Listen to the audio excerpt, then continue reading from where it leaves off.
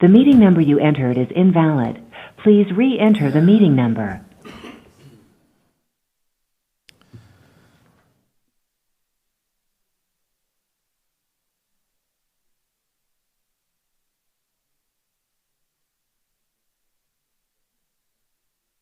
The meeting number you entered is invalid. Please ask the meeting host for the correct meeting number. Goodbye. 7? My lucky number. Oh, wait a minute, 86? No, 7 was my lucky number.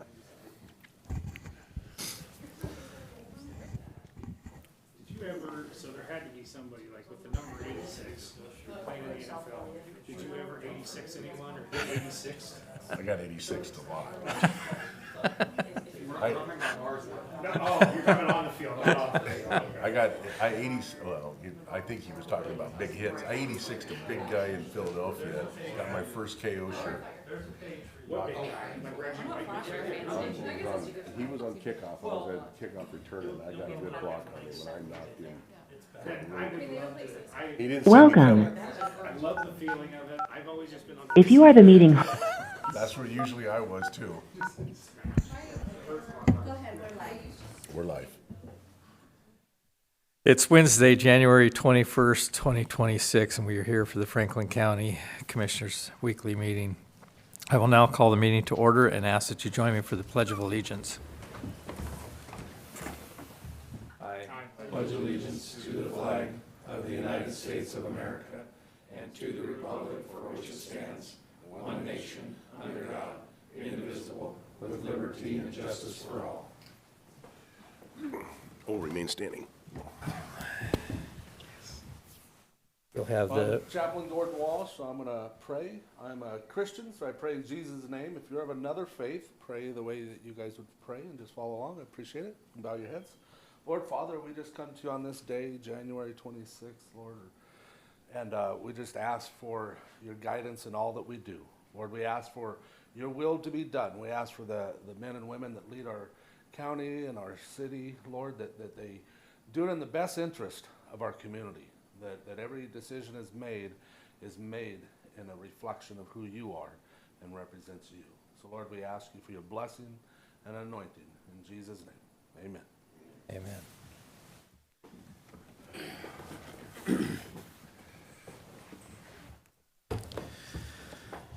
Move for approval of adoption of current agenda.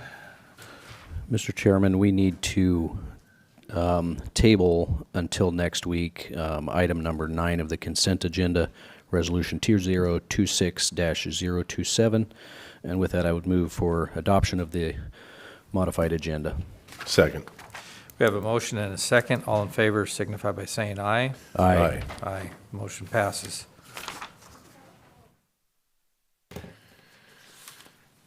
Public comment. Is there anyone in the room or on the phone for public comment? If so, please come forward. State your name and you have 3 minutes. Hearing, seeing none. Moving on to the approval of consent agenda. Mr. Chairman, I move for approval of consent agenda items 1 through 8 and number 10 as presented. Second. We have a motion and a second. All in favor signify by saying aye. Aye. Aye. Motion passes unanimously. Commissioner Administrator updates. Thank you, Mr. Chairman. Well, I held meetings with various elected officials, department heads.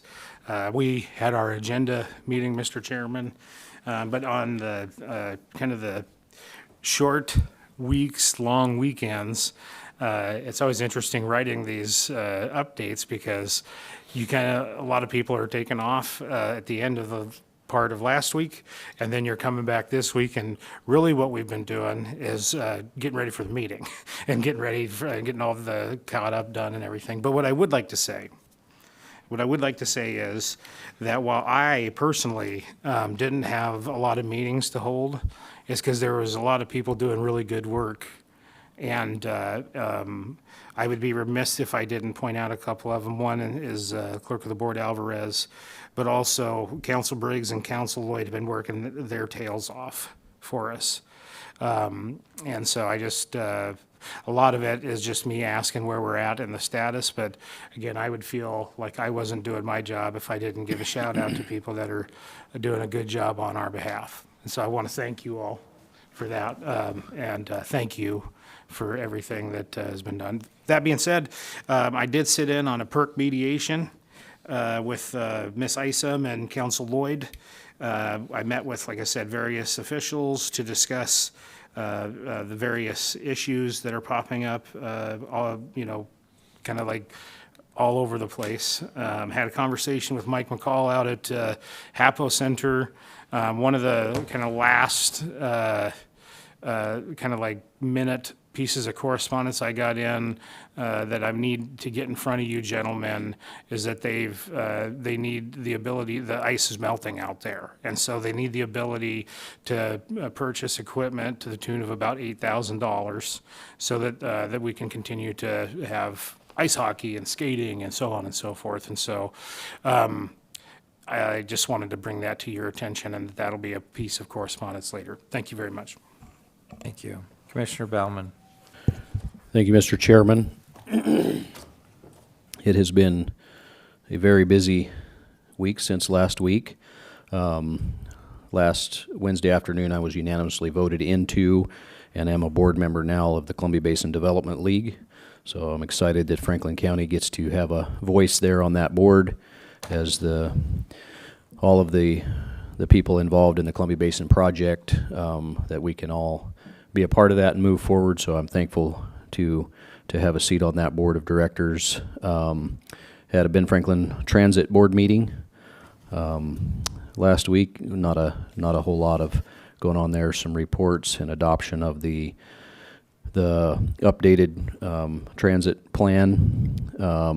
Had my first Ben Franklin Council of Governments board meeting. Had legislative steering committee meeting, and just lots of preparation work as the legislative session gets underway. So I attended that virtually. Have spent a lot of time at the Hapo Center, and I told you guys that we have a interesting problem over there, and that is that they're booking events back to back and multiple events on the same evening, and so just really proud of that team, what they're doing. So I asked for their permission to share this. They don't have the report completely ready for us, but 2025 was more than $50,000 per month up from 2024. And they are doing just a fantastic job. They had some stuff that they were doing, some of the recent expenditures that they've asked this board and that we approved. They were working on it, and they were trying to figure out how to do something, and so asked for my assistance. So I went over there and started helping with that, and so actually was there with my son and some of my nephews until 9:30 last night. We were working and helping them getting some of that stuff underway, because time was not our friend, because the Sportsman Show's coming up. So I would encourage you guys to go and look at some of the improvements that they've made in the arena. They are working really hard, and $50,000 a month year over year is pretty remarkable. And they have plans to do that again. They asked me to talk to at their staff meeting last week, so I was thankful to be able to do that. And so I just kind of reviewed with them what has happened in the last 12 months, and we talked about kind of what their game plan is for the next 12 months, and they believe that they can make 26 over 25, what 25 was over 24. And so they are just doing a really good job, and really want to give a shout out to Mike McCall over there and his whole team. Joanna's out there working hard to sell that venue, and they've had more than 60 events in the last 18 months that it was never held at Hapo before. And they've brought events back to Hapo that were there in the past but had left, and they are just really doing a good job. So I want to make sure that they are recognized for their hard work. And I've gotten some neat compliments. I had a board member of Visit Tri-Cities said that we really need to recognize and acknowledge them. This is somebody I didn't even know that was on that board, and went out of their way to reach out to me and point out what a good job they're doing there. Another compliment from the mayor of Pasco on the chamber luncheon there and the good food that they made right there at the Hapo Center. They're doing more concessions and taking care of people, so I just really feel like they need to be recognized and appreciated for that. Pre-agenda meeting, multiple meetings with our administrator, meetings with our PA's office, and yesterday, for the second year, had the opportunity, was invited to speak to Leadership Tri-Cities, and thankful for that invitation. Talked to them. They had their local government day, and so just talked to them about the roles and responsibility and kind of what my daily life looks like as a commissioner and some of what our responsibilities are and what our oversight is. And so really enjoyed that meeting and getting to meet all those folks as they are the coming leaders in our community that are going out of their way to try to learn and gain leadership skills. And so really appreciated that invitation. And Mr. Chairman, that's my report. Thank you. Commissioner Didier. Yes, thank you, Mr. Chairman. Last week, had the Columbia Basin Sustainable Water Coalition Board meeting, and then I had the Columbia Basin Sustainable Water Coalition Stakeholder meeting, Franklin County Emergency Management meeting, agenda meeting, and then a couple other things here that have really come to my attention was that I have been a vast amount of texts and emails because we have farmers that are now realizing that they're paying too much for rent, and one in particular has sent out a letter to all of the people they're leasing from and laying it out there of what the costs are to farm, and they're asking their tenants to take a 15 to 20% cut in their lease agreement. This is where we're at in the farming community right now. We got people that don't even know what they're going to plant. On the front of the Capital Press, or on one of the articles in the Capital Press, is farmers don't even know what they're going to plant. Corn dropped $8 a ton last week in 2 days. With the input costs going up, our commodity costs going down, we're in a really tough situation right now. And we're going to have, I called one of the Board of Equalization members. I've made it known to him what I received. I forwarded it to him. We have really got to take a close look at how we're taxing our individuals up there with the state of the economy the way it is right now. And then also, I got an email here from an Austin Rohr, R-O-H-R, and he's from this is from the Northwest River Partners. He has brought it to everybody's attention, and he's asking people to please contact Ferguson. We want to bring to your attention that the regional newspaper, the Columbian, recently published an article covering Northwest River Partners, NWRP, emergency survey, with a very straightforward takeaway. Electricity affordability is at the top concern of people in the Pacific Northwest. He goes on to say that 88% of the residents said the cost of electricity is a problem. By comparison, 79% rated climate change as a problem. 62% cited concerns about widespread blackouts caused by heat waves. The article also noted a sharp recent rise in Washington's electricity prices. The average energy price for a retail electric customer in Washington increased 12.6% between May 24 and May 25, nearly twice the national rate, which is very concerning because here in the Northwest we have all these hydroelectric dams which produce the power that we ship out to other states, and yet our costs are going up higher than the nation's average. The last thing I want to report on is what's transpiring in our neighbor county over here, Benton County, which Ms. Alvarez and Jen down in our office made me aware of today, is that, and Brian, if you could refresh my memory of the island that these sex offenders are coming from. It's from I believe it's McNeil Island. McNeil Island, level 3 sex offenders, which are the worst of the worst, And they have bought a house over in Benton County, and they had a hearing on this. And Ms. Alvarez, you could probably elaborate on this a little bit more than I could, because you attended and you testified, and thank you for doing that. The first house was in Walla Walla. The second one is in Benton, and it has, within a half a mile, an elementary school, a high school. 1.4 miles is Kamiakin High School. 1.1 miles is Highlands High School. Then you have Teddy's Academy Healthcare, or Childcare, 1.1 miles. Creekstone Community Park is 0.6 miles. You have a community pool, 0.4 miles. You have all these schools and this around a house that we're going to put level 3 sex offenders.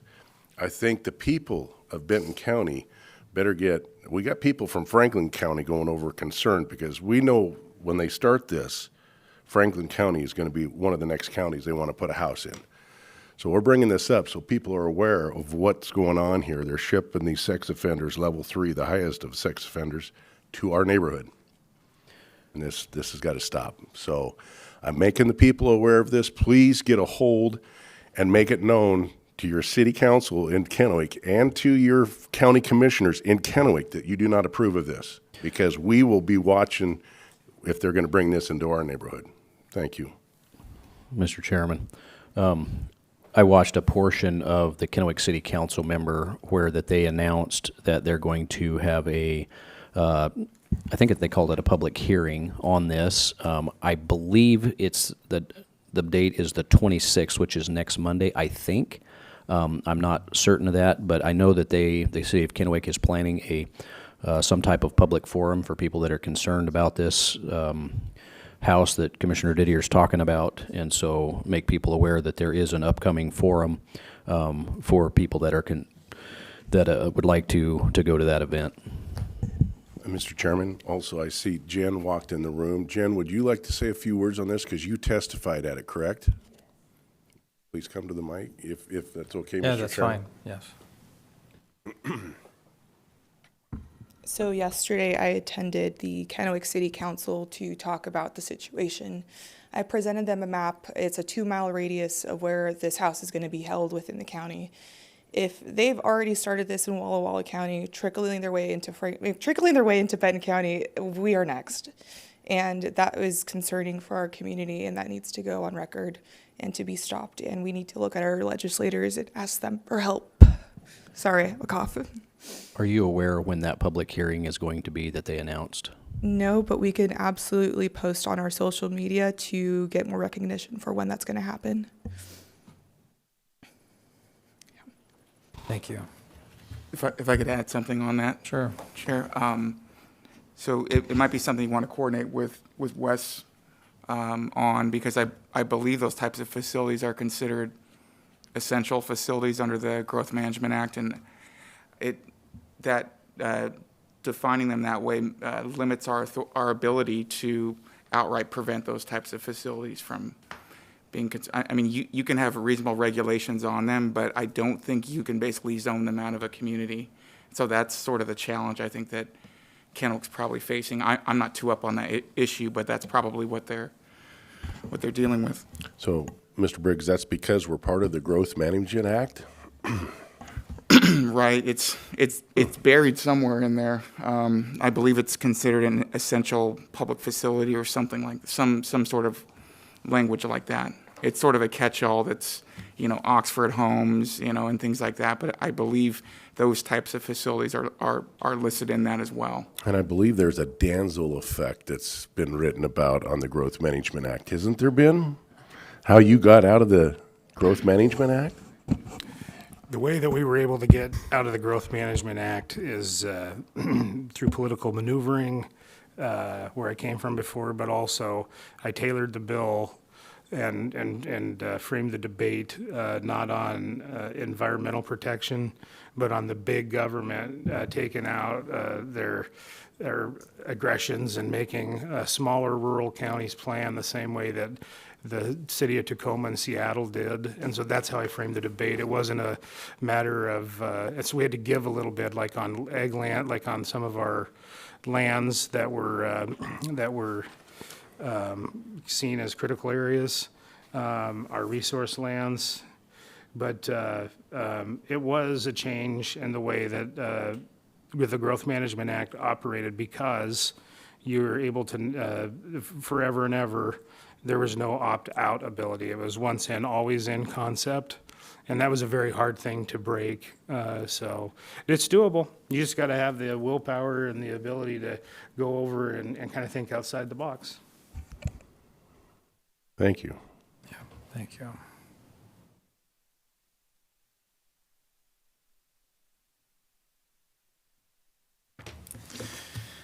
Do you know the House bill number for the sheriffs where they're trying to? Isn't it 1633? 1399 is one of them. 1399. We are opposed on both. We've signed in opposed on both of those. No, I just see that it looks like they're still trying to push it through, and this is a major concern, because if we don't have representation from our own county for our sheriff's department, it's going to be a very bad deal. And they keep trying to push it through, and it's coming from the same people that, protest about no kings, but yet that's exactly what they're trying to do.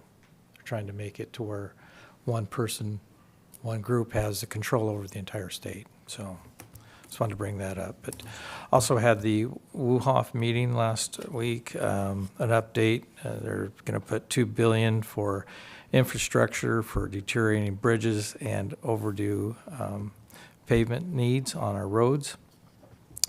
$240 million for maintenance, and then $1.1 billion to the ferry system. And to support this, they're looking at a $3.1 billion in bonding. So most of that will probably go to the other side of the state, but hopefully we can get some money for taking care of our issues over here with 395.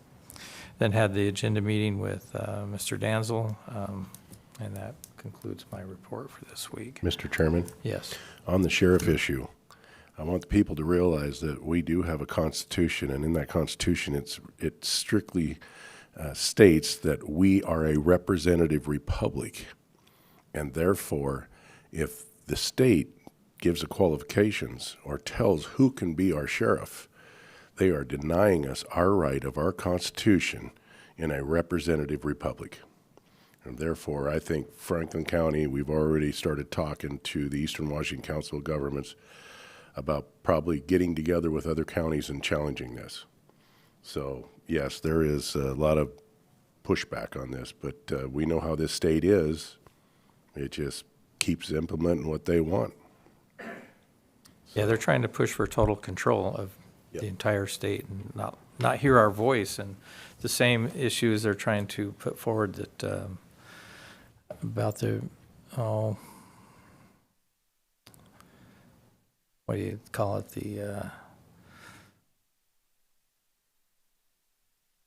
when they want to fight a bill, they want to take our voice away from that as far as. Take away the filibuster. Yes. So it's very concerning. It could be one of the most important things that happen. Yep. So just want to make sure everybody is aware of that. With that, we'll move on. Is there any correspondence this week? Yes, sir. There is. The first that I'm going to hand you is a letter back from the Superior Court bench with our request to meet with them. I'll give you 3 just for your information. The next one that I'm going to hand down to you comes from Mike McCall with HWL. It revolves around the ice I was talking about, the issue with the ice in the arena. So here's a copy of that. And here, I'll just read that. This one's probably good for we have a situation with the ice refrigeration that requires us to respond as soon as possible. I've attached 3 bids we recommend going with. Anyway, you'll see they've got the 3 bids there, but you can't have ice hockey when it's a puddle, so that was one of them. And then the final one was and you heard this last week, but I'm going to bring it up again because the candidate that they filled the position with was from within their own department. But Mike Killian is asking to be able to fill a position because the way that he filled the last position was a promotion from within. And so here is that letter.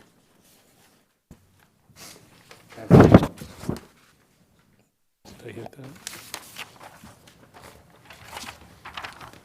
Anyways, gentlemen, those are your three pieces of correspondence I had for you at today's meeting. Thank you. Mr. Chairman, can we visit about this, some of this just a little bit? Yes. So, taking them backwards, the request from Mr. Killian is to simply fill a position that has become vacant in his office. Correct. Okay. Thank you for that. Not asking for a step or grade increase. Okay. In relationship to the letter from the bench, I believe the most previous letter before this one was, they said that they were ready, willing, and able to meet at any time at our convenience, I believe is the words that it said. I believe it said it's at the Board of County Commissioners' convenience. Can you confirm that that's what their correspondence was? It'll take me a moment, but I can confirm that. Okay, I believe that's what they said. Just wondered if you have any idea of what has changed. There was information that they wanted from us that we have subsequently provided, and I'm unaware of any litigation. Maybe our counsel can answer this. I'm unaware of any litigation between this board and the Superior Court bench. Are you aware of anything, Mr. Briggs? No. I mean, there is a litigation with Benton County right now, and I believe that's what it's referencing, but the bench is not a named party in that litigation. So,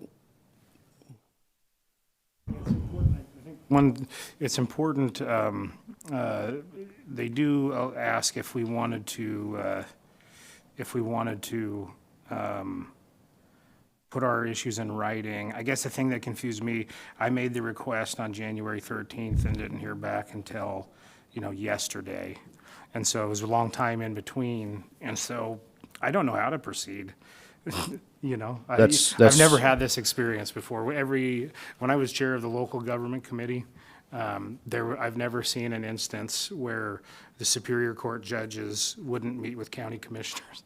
I mean, it's part of will performing you the service. speak a little closer directly to It's the mic? part of providing service to the constituents. And so we're in an area that I'm not familiar with because in a pretty long, 20 years of experience, this is the first time that I've ever experienced this. So I wanted to get your take on it because back up north, I could call Judge Christensen or Judge Montesmith or Judge Reeves, Judge Taylor, and there was never any resistance, especially when we're not actually suing. There's no lawsuit against the court or the bench, and especially as you indicated, the bench they wanted us to, in the meeting that we attended, in my opinion, the whole idea was to provide, like a plan for if we're going to transition, and that's what I wanted to do. I wanted to be able to meet with the judges and provide that plan, and I don't know where to go from here. That's the reason for my question is what I'm unfamiliar with any. There's litigation that is underway at any given time. They don't indicate in this letter what they're talking about. I'm unfamiliar with any litigation that is going on between this Board of County Commissioners and the Superior Court bench. And so for them to say that they're not going to talk to us except in writing, I'm unfamiliar with that as well. Don't have a lot of experience, but it certainly is confusing. They ask us for information.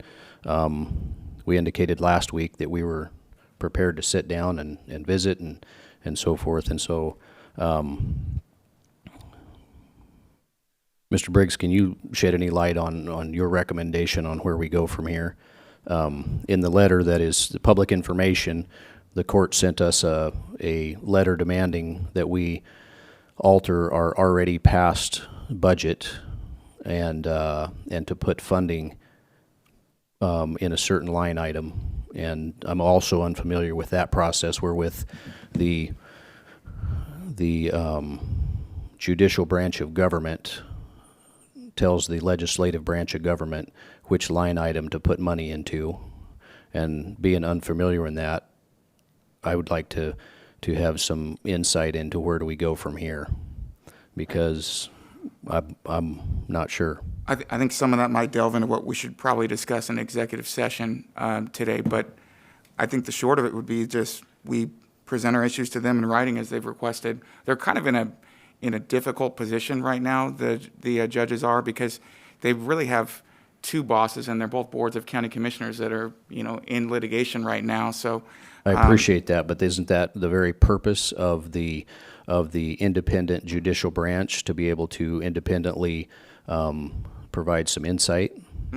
Yeah, I think you touched on that perfectly. It's that independence, and maybe, I can't speak for the bench, but maybe they're concerned that by meeting with us, it's perceived by Benton County that they're taking sides. I really don't know. Yeah, I think at this point we do as requested. We present what we're going to present to them orally, except in writing, and then we move from there. I think you might have touched on a part of where my concern is that in what capacity are they acting? Are they acting, is this letter on behalf of them as an independent judicial branch, or are they acting on behalf of another entity, or what exactly is going on?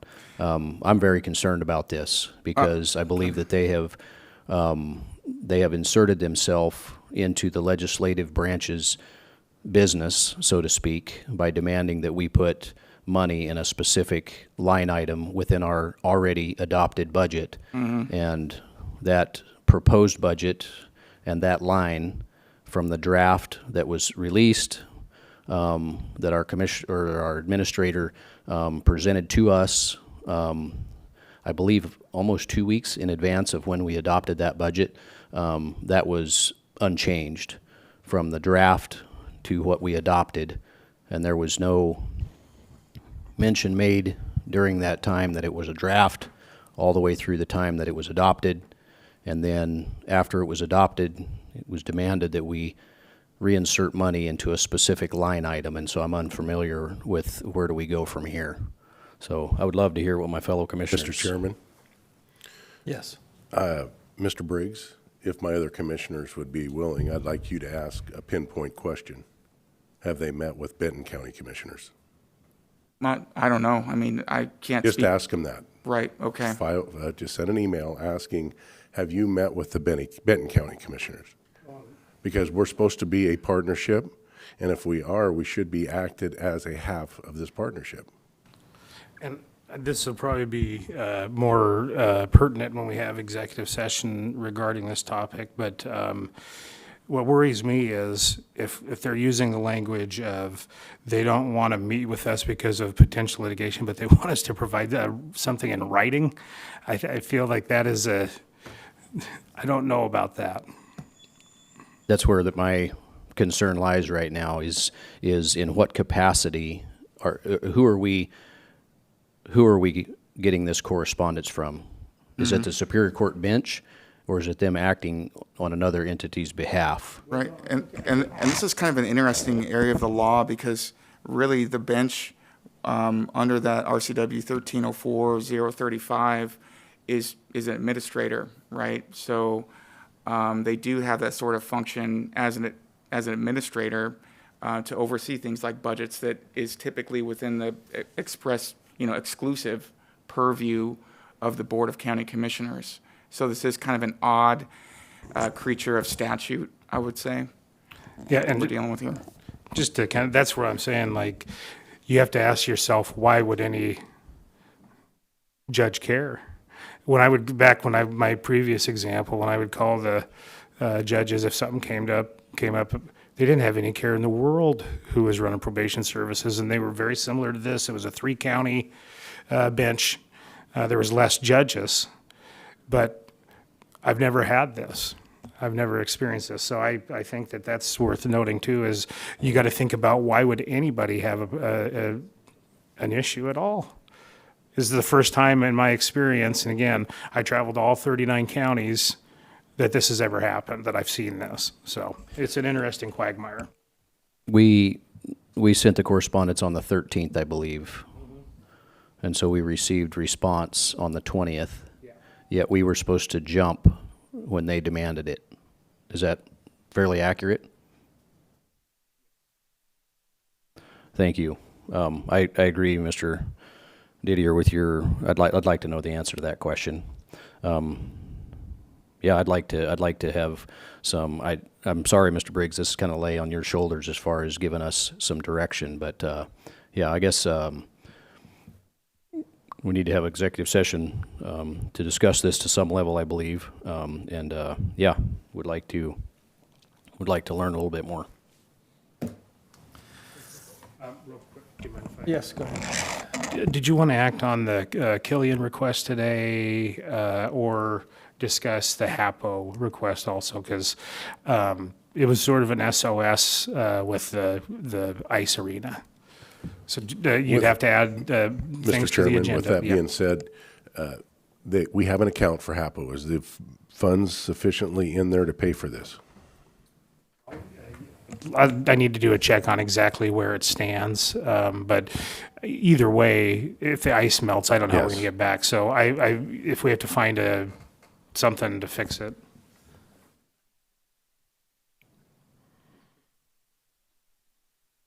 I believe we're going to have to amend the agenda. I have no problem with Mr. Killian filling that position. Oh, just a moment here.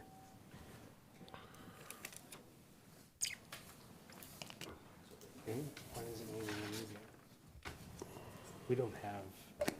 I would pull, I'm getting informed that Commissioner Bauman may have more inside information on that, so I would hold off on that at this point because I think that's a portion of the, I think that we should talk with the HWL team and get some clarification on this. I don't believe this is quite the whole story. So maybe be my proposal that we have an executive session, and maybe during that time, with just a brief intermission before the executive session, I could get some clarification on this. And Okay? Right. And with Killian's request, I have no problem.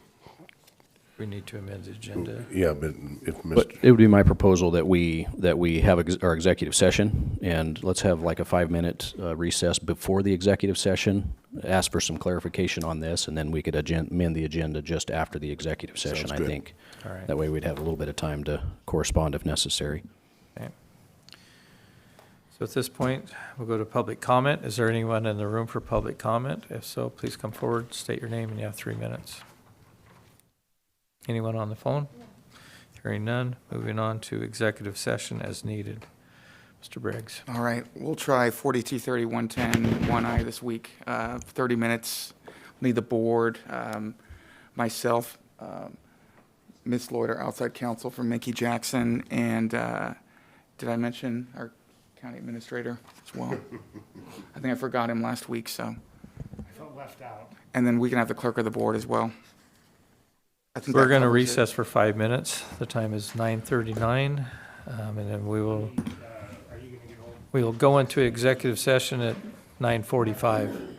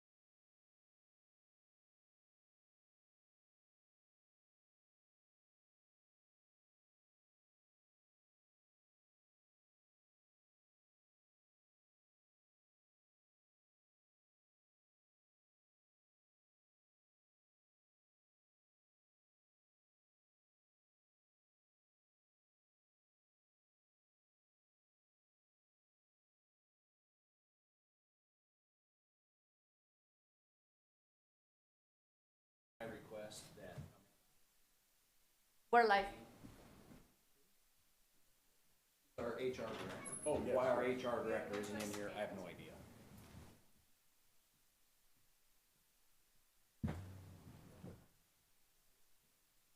How much longer do we need to go? How much longer? Because even with the second one. Let's announce that Amanda will be here. Will you text? How much longer do you? I don't know how long they're. I'm just looking for an answer at the. 10 minutes for you. Amanda's last name? Isom. Isom. Add Amanda to the meeting and then extend for how long? How long do we want to extend for? How long do you think the second aspect is? 20 minutes? I would say, let's do 15. Sounds good. I like that. For everything. Yes. Yeah, for everything, you just need an answer.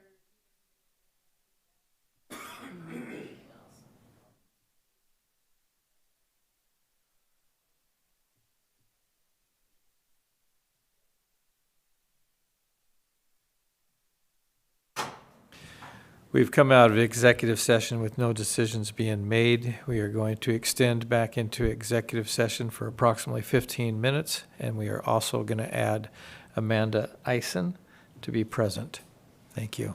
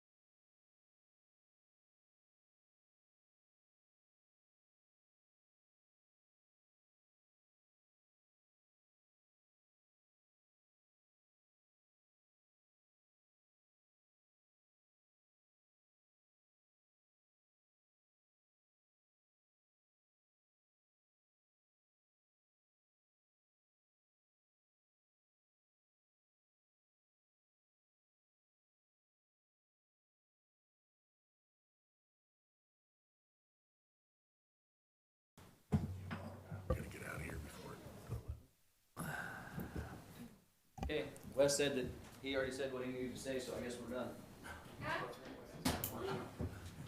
So we've come out of executive session with no decisions being made. Is there any other business for the good of the county? Hearing There is, none. Mr. Chairman. We need to amend the agenda to respond to the clerk's request. Our clerk, Mr. Killian, has asked for to be exempted from the hiring freeze to replace a position with no increase in the position. And so, Mr. Chairman, I would move that we amend our agenda to add a potential action item for the benefit of our clerk. I second. We have a motion and a second. All in favor signify by saying aye. Aye. Aye. Motion passes unanimously. So with that, Mr. Chairman, I move that we agree to the request that Clerk Killian made to fill a position that is open in his office at the same step and grade. Second. Motion and a second. All in favor signify by saying aye. Aye. Aye. Motion passes unanimously. Any other business for the good of the county? Hearing, seeing none, this meeting is adjourned. Do we need a break before we go into workshop? I don't think so. Okay.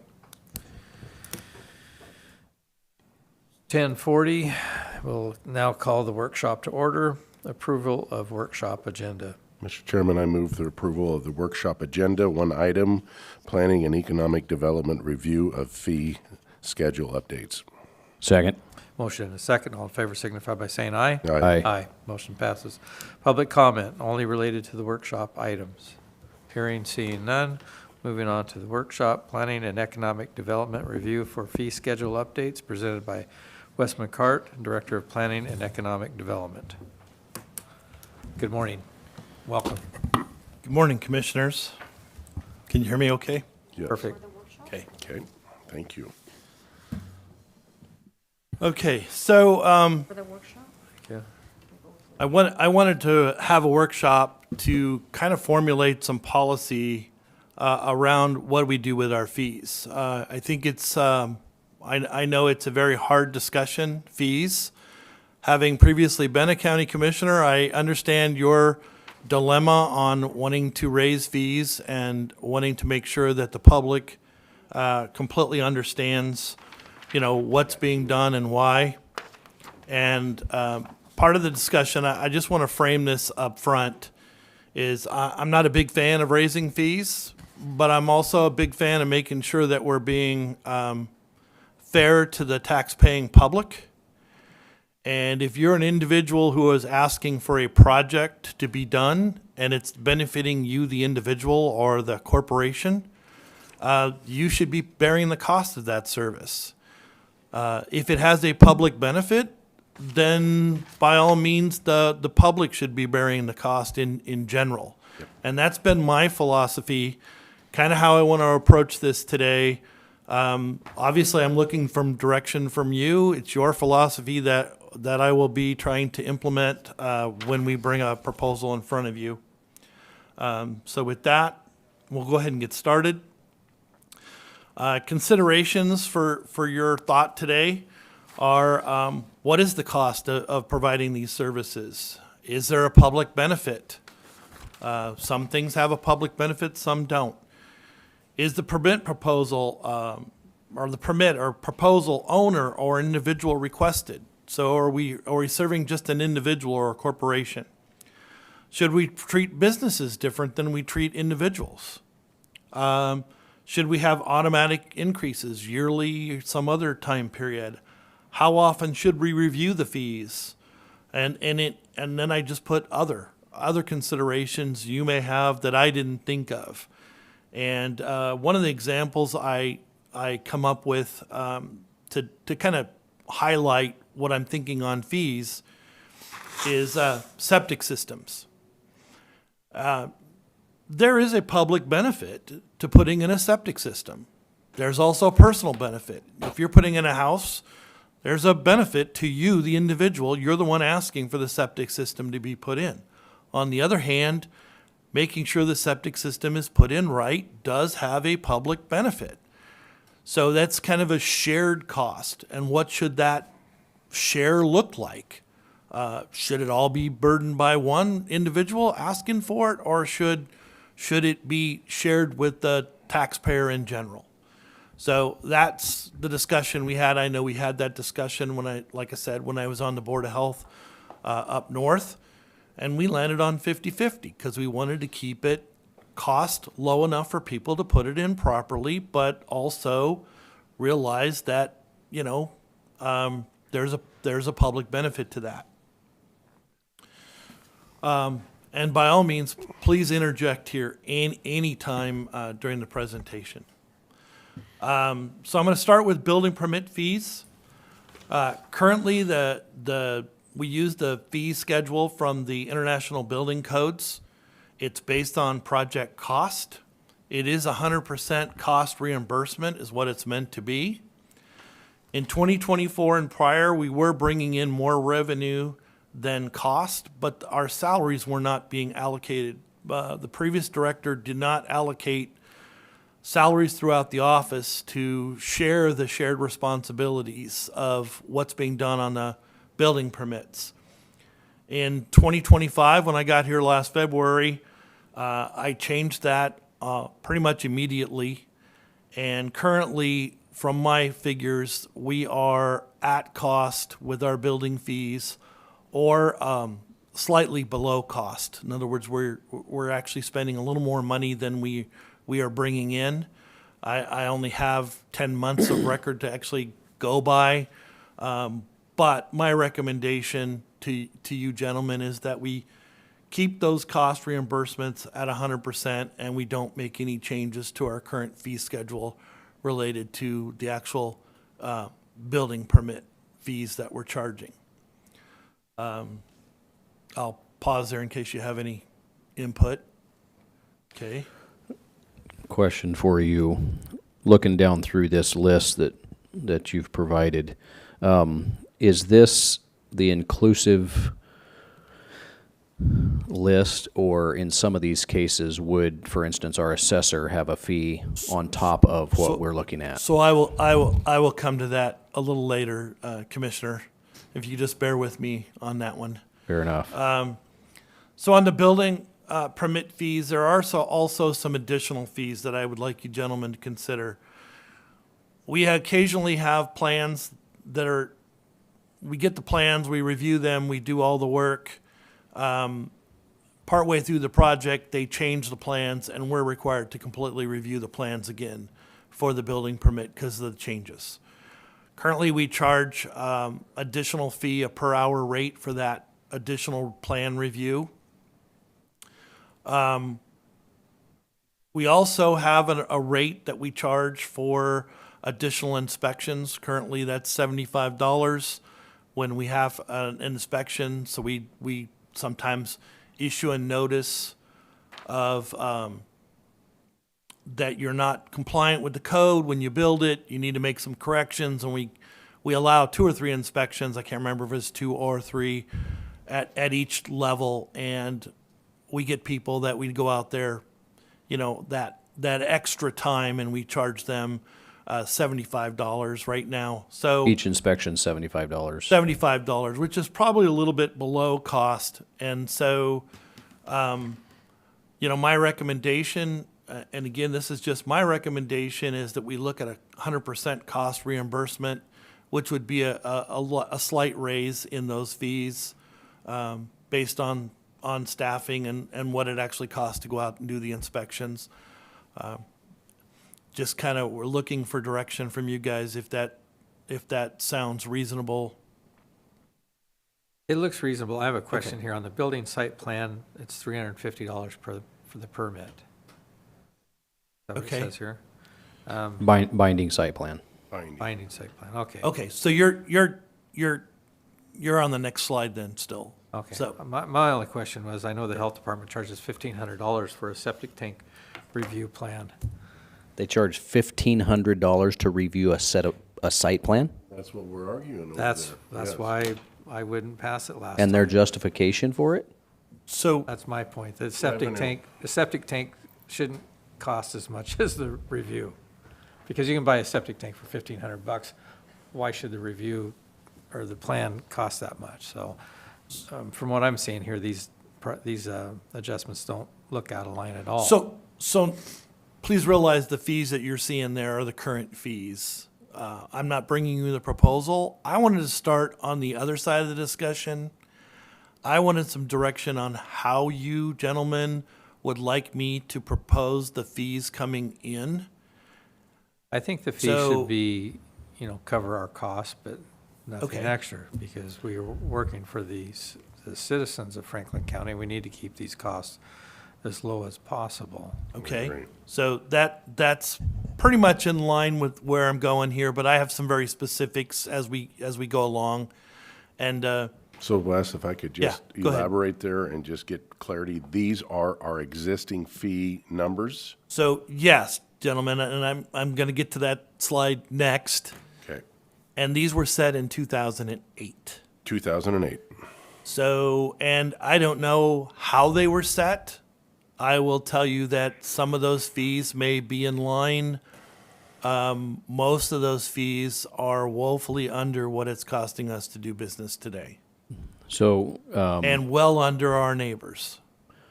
so my response would be very, very similar to the chair's. We need to cover our costs, but this isn't a money-making proposition. So I would have one addition to the chairman's thought is I would like to evaluate our plans or our fees and make them recoup the cost, the expense of doing it. And then I would like to implement I believe the proper mechanism would be tie it to the consumer price index from the previous year. And so, in other words, 25 fees would be tied to 24 consumer price index increase, and it would be 1 year behind, but it would be something that tied to the Washington Department of Commerce, where that the 25 fees would be the 24 fees plus the 24 consumer price index increase, and that way that it will stay somewhat. It will likely have to be reevaluated, from time to time, but I think that would be a way to not have to redo the process. It would just be potential adjustment over time. And with that, Mr. Chairman, I would say that I know that L&I, Labor and Industries, are now going to a virtual inspection. I would suggest that we look at that same apparatus so that we save, because our biggest expense, I believe, is travel out to the site plan and the inspection and travel back, that if we could do it virtually, we could save not only ourselves money, but the taxpayers' money and the person getting the inspection. Okay? I appreciate what Commissioner Didier said there. I do agree with that to a level, but there is some stuff that's in what you do that is extraordinarily difficult to do virtual. So there's some of it that's but yeah, by and large, I do agree with that sentiment. So back to the building fees just a little bit. One of the things I'm really looking for input on is final inspections. We get people that will build a project. They never get the final inspection done. Currently, what we do is that it's been the policy of the department to, if you come in to do another project, so we'll get people that, let's say, don't get the final on their house, but they're living in there, and then they want to put a pool in, so they'll come and get their permit for a pool. Well, we require you to go ahead and get a final inspection on that house before we'll permit the pool. So that is the policy that's been going forward. The charge on that, we usually charge just a reinspection fee. So Some of these cost a lot more than that because they're not being done. So I agree with your sentiment to a level, but I think that there needs to be a,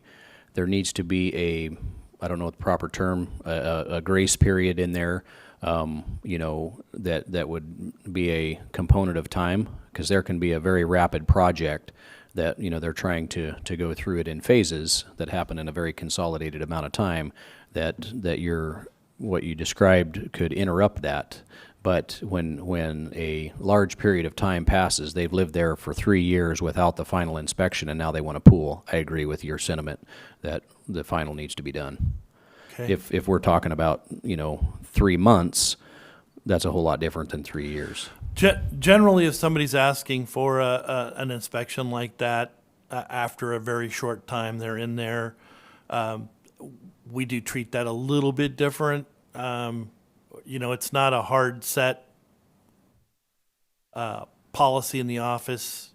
We kind of take these a little bit one-on-one. I don't want to be arbitrary in any sense. I want to try and give some consistency with what we're doing here. Part of this is, again, I don't know that I really want to go after people just because they didn't get their final permit. A lot of these were pools that when I did the code interpretation, we took care of. So that we went back out. We got, I don't know how many cleaned up that were hanging out there, which really didn't need to be out there in the first place. So, we kind of play that a little bit as they come. And if you gentlemen are fine with my department having a little discretion on charging these fees for these finals, I'm happy to continue to do that with some consistency. And if I need to write some internal policy for us, I can definitely do that. I would be if you're fine with that, but don't they have to have a certificate of occupancy when they do their final? They're supposed to, and my example may not have been the best of choices, but I will tell you that some of the discussion in my office over this was, if the code has changed and it's been a long time since you've done this and you kind of fly by night, should I make you get a new fee? Should I just basically not charge you by the hour or charge you for a one site visit? Should I charge you for a new fee? That was some of the conversation we have. The other is, what if you never got your final on your house and your certificate of occupancy? You lived there for a long time. You sell it. Now Commissioner Didier's the one that buys it. And he's like, oh, I want to put a pool in and you guys are telling me I need a permit because this never got finaled. I didn't know it wasn't finaled. So some of that is, in the past we've like, well, we can come out. We charge the $75 visit, come out, make sure everything's up to snuff, write you a list of stuff that may not have been done according to the code, ask you to correct that, and then you can go on your merry way. Other times we've just waived it completely, hasn't been, the house final certificate of occupancy type of scenario. But again, we kind of treat those a little bit dependent on what the circumstances are. Is that what the home occupation one is? No. No, that has to do with the business registrations. And I'm good with having discretion on Okay. that, Wes. So now I got to the slide where we have all the fees. These are our current fees, and I'm going to break these up into different discussions so that it's a little easier to give me some guidance on these. As you can see, the main reason for putting that and giving you that handout was to show that our fees haven't been adjusted since 2008. And some, these are mainly the planning side, are woefully inadequate. Others are not too far off. So these are project proposals that are owner requested, boundary line adjustments, binding site plans. Binding site plans, by the way, are somebody, usually commercial operations, who want to lease their commercial property out, and they can put a binding site plan in there and they can lease. It's a way of dividing your property up without making it permanent type of thing. Conditional use permits, you gentlemen are very well aware of what those are. Short plats, subdivisions, tax parcel separations, vacation of easements, non-road easements. We don't, that the road department does the road ones, and then variances. Again, my recommendation on these would be to adjust the fees based on what I consider our average price cost to be, and compare that to our neighbors to make sure that we're not being, out of line. I appreciate that. Yes, I do The too.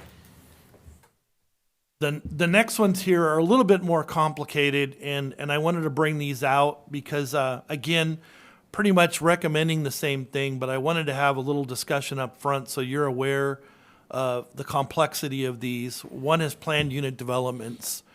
Right now, they're the same as a subdivision, and so in looking at what it cost us to do those, so that you gentlemen aren't surprised if I bring you a proposal and it's a little bit higher, these are a combination subdivision and rezone. They also have an open space requirement. So our time in processing these is a little bit more because you're now going back, you're comparing it to the comprehensive plan for the rezone. You're making sure that open space amount is taken care of and it's meeting the appropriate percentage that's required in the code. So just kind of a heads up, these are probably going to be a little bit more expensive than a normal subdivision. Site plan reviews, here's where I'm really looking for some of your input. Should we limit the number of reviews that we do? Right now, our site plan review is $50. And I'm here to tell you that that is not an adequate number. Some of these site plans that we look at, you can do in an hour, 2 hours. Other ones take a little bit longer. You get into skibid easements and all the different easements and floodways and flood zones and all the different things that go with the site plan. We get a little frustrated with site plans because some folks don't really realize how important the site plan is. And it's basically your foundation of your project. But then we get somebody who wants to change it. And they'll either change it multiple times and we have to review the same site plan, or we ask them to correct it, and then it takes them 3 or 4 times of going back and forth and doing this. Also, we get people that after they've actually got their permit issued, their building permit issue, now they change their projects and we have to do it all over again. So should there be some kind of a limitation on how many times we look at these before we charge an additional fee? Any feeling there? Well, my question is this one of the, site plan is looking at the site. Once you visit the site and there's changes to it, does it take a visit or could it be done virtually? So a lot of times we don't go out, site plan review, those are maps. We generally don't go out on very complicated, usually development proposals. We'll go do a site visit, and those are like, we get shrub step. Habitat. It's pretty hard to tell what it looks like on a map. And there are times when you just have to go out and look at things on the ground. Site plan reviews, a lot of times, we're just looking at how far away are you from the property lines? Where is your septic system? Are you not building over a property line? Are you not building on a septic system? Are you staying away from the easements properly? Do you have the driveway? Floodplain. Is it a floodplain? Yes. And then we get somebody that says, well, I decided that I want to move my house here instead of here after we've issued the permit. We have been charging an additional site plan review for that. I would recommend that we continue that. Gentlemen are fine with that.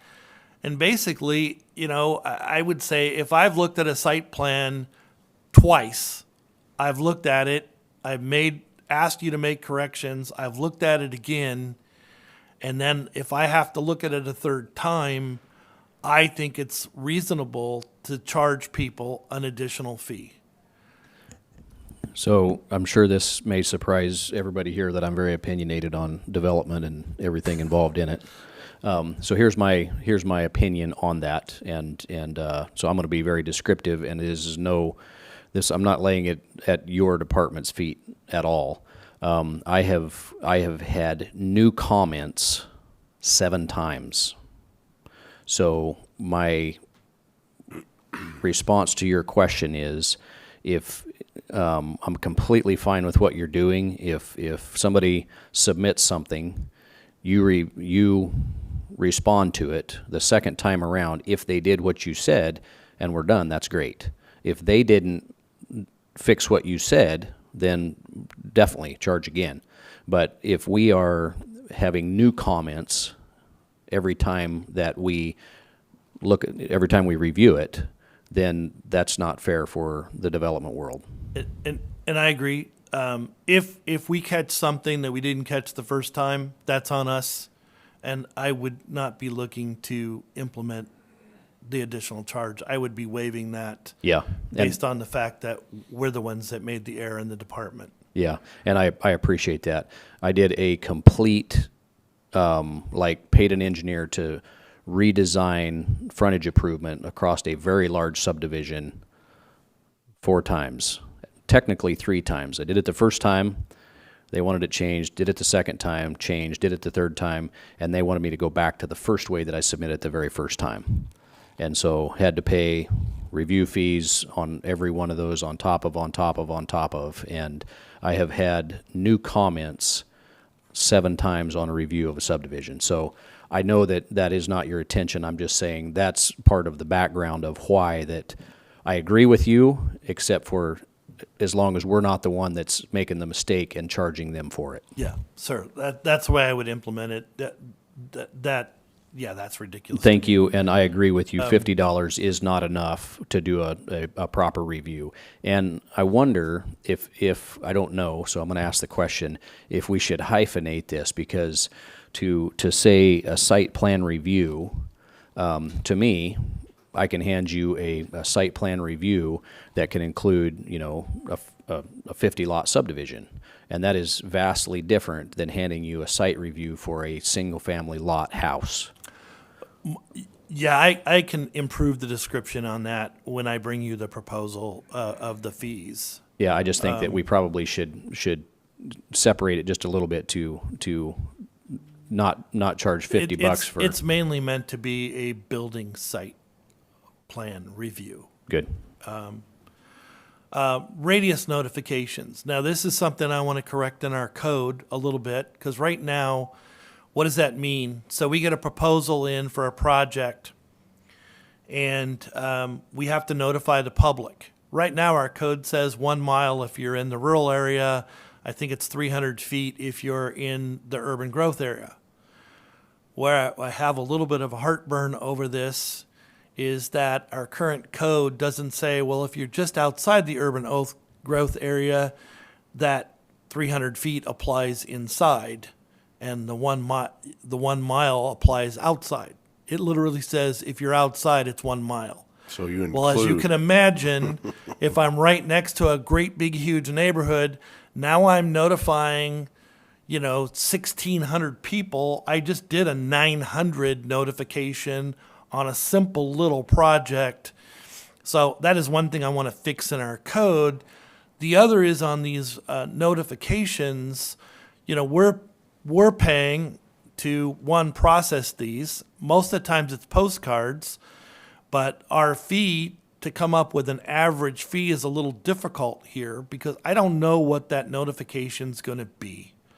Sometimes it's 30, sometimes it's 900. So should I be averaging that to have one fee, or should we be charging something that's more of a set? If you're within this range of notifications, the price is here. So if I notify less than 100 people, this is the price. If I notify 1 to 500 people, it's this much. If I have to notify over 500 people, it's another fee. That would be kind of where I would head. Again, this is one of those things I'm really looking for, whether or not I'm hitting the mark or whether I'm way out in left field. I would agree with that. I would too. Okay. I definitely agree with that. So- It's not too difficult to separate that into classifications. And I know you use those numbers as just reference, but it probably could change with the numbers that you're going to have to notify. Maybe it's 1 to 300, 1 to 600, 1 to, you might have 3 levels instead of 2. I'll have to go back and ask staff how many we do Right. here. I I don't normally get involved too much in that particular part of the process, so I'm gonna have to ask some questions on that one. Okay. Couple other things we've got is comprehensive plan. And the list of the fee schedules we've got is extremely confusing. There are comprehensive plan and shoreline master plan map amendments. There's also comprehensive plan and shoreline master plan text amendments. My suggestion is we go ahead and we combine those into, there's really 4 things here. I think putting the map amendments and the text amendments as 2 separate items and keeping them the same, the process is very similar. Again, I think basically what I'm looking for here is your gentlemen, the average cost of processing, looking at what the other counties are doing. Some of these get to be extremely complicated, comprehensive plan amendments. It's really hard to go to 100% cost recovery on some of these. I'm going to take my best shot at these to make it a fair cost, but these processes all involve you gentlemen coming to the board using your time. Of course, your time's kind of like my time as a salary. It doesn't change no matter how much time we spend. So, it's how do we make it a fair fee for both the taxpayers and you guys. That's probably how I'll base these fees, unless I get something different. It would be my opinion to your recommendation of consolidation. I do agree with that, and to be a fair fee is it's. I don't know of any developers that say that they don't like fees or won't pay a fee or et cetera. If it's fair and justifiable, I don't know of anybody that is opposed to that. Okay. Next item is the appeals. Appeals right now on the sheet we have are tied also with the fee for transcripts. Nobody's asking for transcripts anymore. I'm not suggesting we get away from the transcripts. If somebody wants us to transcribe something, I would suggest making a deposit and keeping the fee at completely reimbursable, especially if the record's in a video that you can get for free. However, appeals are kind of a tough issue. Appeals are inconsistent, can be the applicant, can be the neighborhoods. Citizens have a right to appeal. They do take a considerable amount of time to process. Some of my staff time, me as the director, I bear most of the burden on those, trying to put together a defense on the appeals. I spend a lot of time with legal. Jeff spends a whole lot of time with me going over these. I currently charge $200 for an appeal. My question to you gentlemen is, where should I be setting the appeals? Because if I put actual cost, again, I think a citizen has a right to an appeal, and I don't want to make it too expensive to be actual cost, but I do know those are very cumbersome processes, and right now they do come in front of you. So just any input you might have on that would be greatly appreciated ahead of time here. That's a good question. You're right. It is a part of the fabric of our society that you have a right to have your voice heard. And I don't know. I'd love to hear what my fellow commissioners think of that. So who pays the $200? The person The that appellant. appeals? Yeah, so if it's the applicant appealing something we did, so in it's the the NF applicant. If it's a citizen, it's the citizen that's So appealing in the the NFL, project. if you throw a challenge flag in and you get the ruling, you get challenged back, do they get their money back? If they win? No, sir. I'm just saying. That's not a bad idea, actually. If you think about it from that perspective, there's life has risk, process has risk. Yes. You throw a flag, the flag being you challenge the ruling. You challenge the ruling, and if your challenge is upheld, your money is refunded, and if it's not, it paid for the process. And therefore, we could raise it up from 200, I think. I would love to know what some of our fellow jurisdictions do. I know that approximately 6 years ago, I did an appeal, not in Franklin County.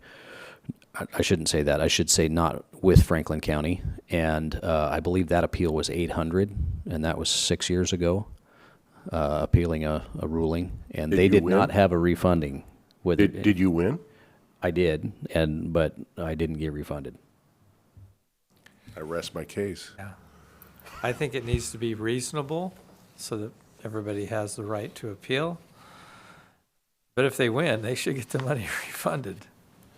Because that's our, I mean, it's kind of like if it's our fault if it didn't, if we. Maybe would it be fair to say that evaluate it? So I would just say this, sometimes it's, on these appeals, and having done a couple of them now, without getting specific into a certain appeal, I would say that the appeal was won based on a discretionary item versus an error. And I would say if we were going to consider a refund, that if it were a discretionary decision, that we wouldn't necessarily refund the entire fee. That's something for you gentlemen to consider. Discretionary, can't that just be solved in your office with them coming in and saying, hey, let's take another look at this? If it were brought up ahead of time, probably could be. Okay. Unfortunately, not everybody brings their appeal up ahead of time. Rather than having the discussion ahead of time, if it goes straight to an appeal, which is their right to do, again, you've spent all that time and effort to do it over something that's discretionary. I see. So right now, the appeal is 200 with a deposit of 500. So the deposit is for the transcript. The appeal is just $200. So, I mean, we could do it where if it's a discretionary decision, you get your appeal back less maybe a small fee. If I you like gentlemen are okay with that. Yeah, I'm good. I think we're headed down the right Okay. path. Thank you.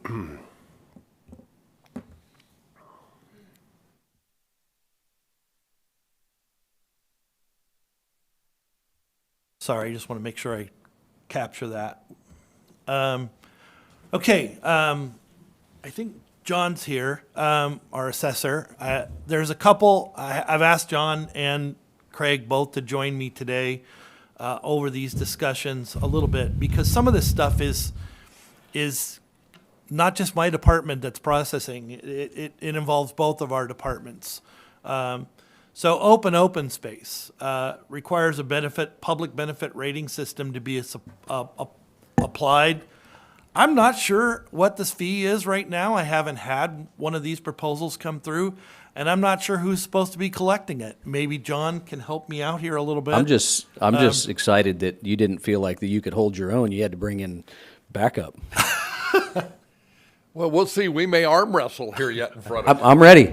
I'll ref. So open actually is something that's established by the commissioners. It's not open space agricultural or open space designated forest land. It's something totally different than what my office handles in the open space, as we call it open space, or current use open space ag, okay? So, and my understanding is most all of this falls on building and planning because of the fact that the commissioners are the one that establish the rating system on that. And I've checked with a bunch of other counties, and that's the way that they handle it. Once it's done, then of course we have to assess it differently, but that's where we come into play, is on that assessment for that, just to kind of clarify on that. So, and I'm not sure what the fee is on that. I think there is one, but we don't have any in this county, but doesn't mean that we wouldn't have. I know there's been people have inquired about it in the last couple of years. I'm fully aware of that. But nothing has been started. I've had one inquiry early on when I took this position and haven't heard anything. I can tell you that usually if somebody's taking their open space and putting it into the open program, these get to be highly controversial because unlike ag that's producing product and there's an economic benefit to the county as a whole, this land is generally recreational, set aside land that, scrub ground that nobody's using. And that ends up when you put it in the open space program, it ends up shifting the tax burden to the other citizens away from you. And, I sort of get it, but usually your open ground like that's not being used for any production isn't assessed as high as production ground is in the first place. So it's like I've seen projects that I've been aware of where somebody put part of their land into the wetland reserve program and got paid to put it in a wetland reserve program by the federal government. And then they've made a proposal to try and put that ground into open space now. So it's like, well, I got paid I basically almost sold my land to the federal government to put that wetland in and received a lot of money from it. Now I don't want to pay tax, even though it's a reduced tax. I want to pay even less tax on it and put it on the taxpayer. So, and those get very cumbersome to implement. So my recommendation is that I look at some other counties and see what they're charging and just base it off of that and make sure that it's in our fee schedule. And again, since this is processed out of my office, I would think that, John and I can work out who is collecting the fee, but that we do definitely charge a fee for it and get it established and published appropriately.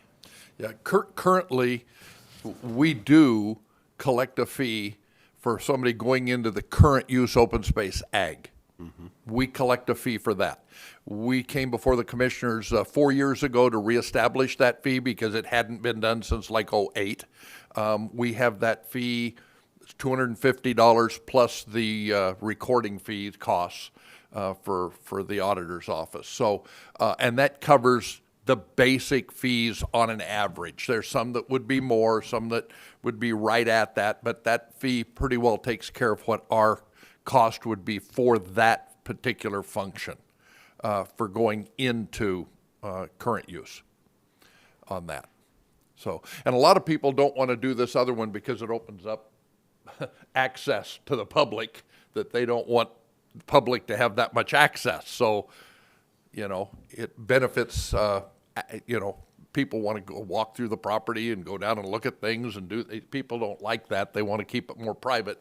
They wouldn't be able to do this open. So Wes, let me ask you a question. Sure. On the dryland areas where they had the program where they paid them not to farm and they left CRP. CRP, yeah, I was looking for that. Are we going to see that ground go into the open space? Because highly unlikely. There's no money in raising wheat right now. Highly unlikely. No.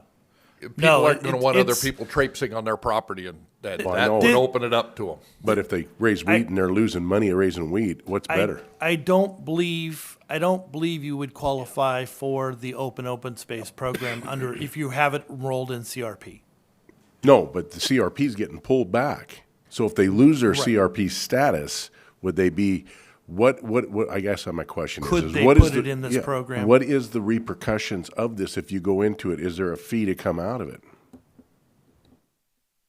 I'm not aware of a fee to come out, but I know that the benefit rating system to allow somebody to go in, they have to prove that it is going to benefit the public, not just benefit them on not paying taxes. No, but it is going to benefit the public. It's going to give them a place to go hunt. Well, it'd be more than just that. And the commissioners have established the criteria for what the rating system would be. They may only get a 10% benefit They might get a 60%. We don't know the benefit yet, though? Well, there's a rating system that the commissioners passed here years ago, and it has to be evaluated on what they're gonna do with it, Because and use it for, and so I forth. know we have some people in North Franklin County that are participating in the CRP and are probably not gonna be able to renew. Yeah. I'm asking if that may be, but we don't know the benefit. We need to find out the benefit. It's based on the attributes of their property. Right. Okay. So, I don't think it would benefit them, to be honest with you. Well, their Commissioner. yields out here aren't that great, and wheat isn't worth nothing. We're at the before 2008 pricing. Yeah. For wheat. Oh, yeah, yeah, Things are bad. yep. And Commissioner, I've never run across a case where somebody's put their property into open space and then wanted to remove that. We'd actually have to do a considerable amount of research, legal research, to even figure out if it's possible. Jeff would have some work to do. Generally, once we put it in, it's there forever. Anything's possible. Yeah, it is possible. For So, the right amount of money. so right, Jeff? what I'll do is I'll look at some other counties on that if Okay. you're good, and Yep. just kind of get a thing. Again, these are extremely rare. They don't come in very often, unlike these next two. Currently, we do not charge for segregation, so if you want to split your 160 acres into 20-acre lots because you're in an AP 20, or 40-acre lots because you're in the AP 40, you come in, you do a segregation, there's no fee whatsoever. I would suggest we charge a fairly, a cost reimbursement fee. My department, and I run into this up north, where they were starting in the assessor's office and being processed in the assessor's office, and our planning and building didn't get involved, and they were creating lots that weren't legal lots. And Robin did a terrific job of making sure that anybody brought in a proposal, it was a legal lot. You can't count on any individual being here, as Robin has retired, thankfully for her. But we've lost that institutional knowledge. We're not going to keep it. So a lot of times what we've come up with between our offices is, if they want to do a segregation, send it to my office. We do a really quick review to make sure it's going to be a legal lot. We don't treat it like a subdivision. Generally you can stand there in the office for the 30 minutes or come back and go have a soda pop down at the drugstore or something and come back, and we've got the letter written for you. And then they go to the assessor's office with it, and they take care of it, they're done, and then they have to redraw the map. So it's probably about, I'm going to say all told, about 2.5, 3 hours of time to process. Could I offer something on that, Wes? Yes, sir. Or Chair, sorry, should I ask Chair? So when I worked in Whatcom County, we did this thing called lot of record determinations. It might be something we want to look into. You'd only need it for unplatted lots. Obviously, if a lot's like, lot 6 of Sunrise Estates subdivision, you don't need to do any legal analysis there. But for like sectionals or like old subdivisions that may not be on the books, it's a useful tool to figure out, okay, is this when was this lot established? And at the time it was established, did it conform with the zoning and subdivision criteria? A lot of the lots out there may predate that, so they may just be kind of grandfathered in, but it's a useful analysis to determine at the outset, is it a legal lot of record? And then, okay, if it is, now does it comply with our zoning and standards? Yeah, and I think like Wes was saying, there's about a half an hour in your office is kind of the norm. If we have a fairly large with a lot of segregation in it, we probably are looking at an hour and a half per segregated piece. If we're looking at some one-offs, it's probably, which are more common, somebody's doing a segregation of 1 or 2 pieces, we're probably looking at 3+ hours, because we have to recalculate all the values, because anytime you change the size of something, it can change the values.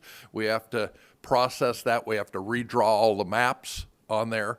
And in many cases, when they do it, then it does a change for taxation. So we have to do that modification, send it up the treasurer, they have to process it, send out the statements to the people. So there is some involvement. The way I've looked at segregations in some ways is almost like when we're doing developments. In some ways, we're segregating a big chunk of land, and the county benefits if they're going to be building on the bunch of those because we get the new construction out of it. And so we've never ever in our office ever come for any type of a fee in that, but just to let you know the time that's involved, and we're getting a lot of them, and it's taken a lot for that. It's just like removing something that's going to be developed and it's in an agricultural current use right now. It used to be you went back 7 years, back taxes plus the interest. They changed that as of September last year. You go back 4 years now. Well, we don't collect any of that, our office. We process it, we calculate it, we have to change all the mapping, the paperwork, everything on that. We give that fee, what it's going to be, to the treasurer's office so they can collect it for all the different taxing districts and the interest for the county's general fund. Those have been significant, but we don't collect it as a fee. It's collected up at the treasurer's office, but we do all the processing work. Just like this last year, just the interest alone was close to $500,000 to the county general fund, just the interest to on that work, and the work is over $1 million, in the back tax stuff. But that's dispersed out amongst all the taxing districts. So we don't have a fee for that, and some of the segregations are coming out of current use on top of this segregation, on there. So, and the consolidation. So whatever the commissioners would deem appropriate, right now we do it as part of the service of, that's what our office exists for, is that type of work. And that's where I was going to go with that. That is part of being part of an office, is doing this work. But again, it comes out of the general fund, the general budget that you're paying for. So, for our budget. So Commissioner, the only thought I had on the segregations and wanting to know whether or not you want a fee, one is this is it's allowed under the subdivision laws to seg your property without having to go through the full subdivision laws. You don't have that kind of review to it. The other piece is, this is something, again, that you're asking for as an individual to have it segregated for that benefit versus is it truly a public benefit? Right. And that's why I'm saying, should there be some type of a fee towards the segregation? It would be well below whatever a subdivision is. Probably not be 100% cost recovery, but not necessarily free to come in the office to do. But again, your direction. I agree with that last part, because even though it will raise the tax revenue, you're the one that wants to do it. Right. It should at least cover our cost, because if we don't collect that somewhat to recover our costs, when you do collect the other money that you were talking about, that all goes to the treasurer's office, but it doesn't compensate you for your office. Well, we don't show it as a revenue income for our office. It is a revenue to the county, when it comes out of current use or the interest in that, and to all the other taxing districts, because they all get a piece of it. They all get it, but we we don't get compensated for our portion of just that. the interest if it comes out. The county does It should be a very minimal cost. You'd think it'd be nice to cover our time. It would be probably a low proposal, yes. Very low, yeah. I would be in favor of a low cost. Lot consolidation is kind of the opposite. So I'll give you a real world example, is that Lamb Weston has 2 parcels up there, actually more than 2 parcels, but 2 parcels up there they were doing work on. Their building was going to cross the 2 parcels, can't do that. They were either going to have to do a boundary line adjustment or a lot consolidation. And I see boundary line adjustment, that's a long, cumbersome process compared to a lot consolidation. Lot consolidation, you go to the assessor's office, you fill out a form saying, hey, I want to consolidate these 2 parcels. They pull them together, erase a line, give it a new, and I'm simplifying. Erase the line, give it a new parcel number, bing bang, you're done. Most of the time, these are project involved.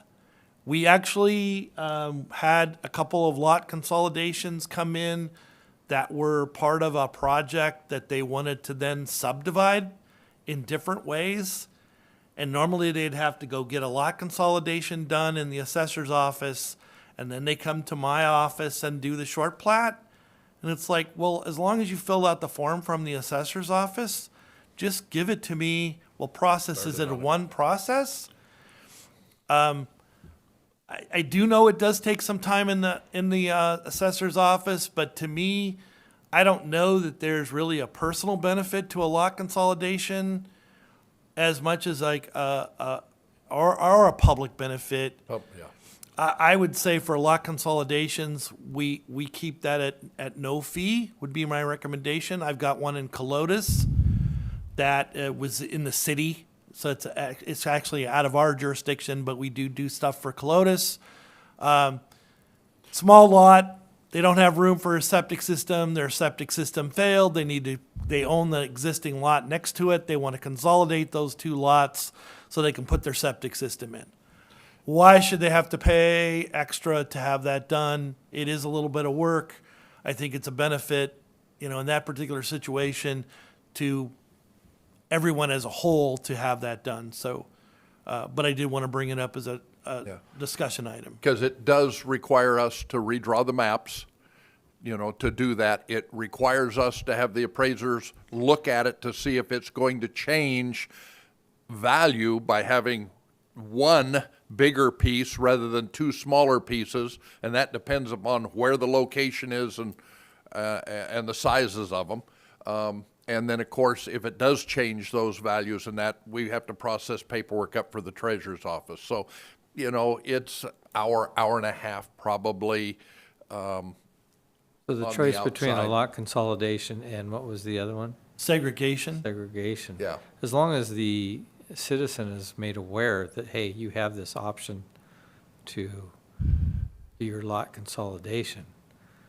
Well, I'll give you It easier on the citizen. an easy example of one that somebody went to our office and said, how do we do this? And this was like a year ago. They had two parcels, and they had a home on one and nothing on the other one, and they wanted to put up a shop, like a garage shop. But where they wanted to put it was too close to the line, the property line. They couldn't do it because it wouldn't pass the building inspections, couldn't allow that. We just made a recommendation saying, why don't you just consolidate those two parcels into one parcel? You've eliminated that whole property line, and now you don't have that restriction for what you want to do. And as long as it meets all the other building requirements, there's a simple one for us to do. We had to assign it a new parcel number. We had to redraw the map pieces on it and do that. And so was that a public benefit? Not necessarily for that. It could be for a sewer problem, that could benefit. This benefited the actual individual. And they were tickled pink because it allowed them to put their shop up where they wouldn't have been allowed to do it otherwise without moving it into a middle of a lot. I guess that's my point, to make sure that people are aware that they have that option Yeah. before going. So to the- Commissioner, I will tell you that we quite often tell people that. Yeah. Good, that's Yeah. just what I want to. The It's Lamb, much the, easier the for Lamb, the Lamb Weston, when they came to us and I said, well, these are your options. Yeah. And they said, well, how long will it take you to do a boundary line adjustment? I said, a couple of weeks. How long will it, from the time to get the paperwork and get it out the door? How long will it take you to do the lot consolidation? Well, you can probably have that done this afternoon. Well, that's just what. They checked my with point is- headquarters, made a phone call, and had it back in my office going, okay, we're ready to submit now because we did the lot Yeah, consolidation. it's a simple form in our office other than the work we do after the fact. And it was the building inspector that actually told these people, get a hold of the assessor's office and have this combined into one parcel. So his staff actually was the one that thank you. told him. We are recommending that. Yeah, All right. it's Well, thank much you. I just easier for the wanted to- taxpayer. So are you guys good with no fee on the, Yes. on the lot consolidations? Okay. So next, thank you, John. This is Next Craig. is just Public Works. Couple different things, again, that cross offices. One is addressing. Now, I'm not talking about purchasing the actual numbers. We supply numbers when you get a building permit at the cost it cost us to get those numbers. That's part of your building permit. I'm talking about actually getting an address. I'm pretty sure that 911 monies should be coming in to do addressing on our GIS system.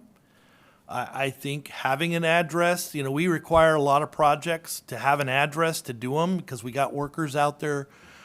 Perfect example is the city of Pasco's water treatment facility out at Foster Wells. They're adding a bunch more piping out there. It's crossing several parcels. We require an address for each parcel.